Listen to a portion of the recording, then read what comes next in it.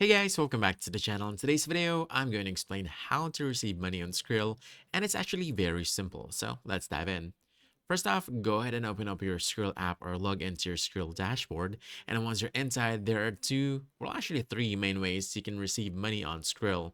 First option is through a Skrill prepaid card. When you have a prepaid Skrill card, you're also given an IBAN. This means other people can send money directly to your Skrill account using that IBAN, just like a regular bank transfer. Now, this is useful if someone wants to send you money straight from their bank. The next option is from what we call Skrill to Skrill. Now, to see this, just go ahead and click transfer in the middle. And from here, you'll be able to see the option Skrill to Skrill. So basically, this is just sending money to anyone with Skrill account, right?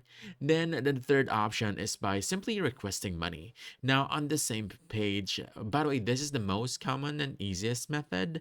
On the same page, just go ahead and tap the request money at the bottom. From here, you can create a payment request or a payment link. And what's great about this option is that the person sending you money doesn't even need to have a Skrill account. You simply choose the amount and generate the payment link and share it with them. And once they complete the payment, the money will be added to your Skrill balance. That's it.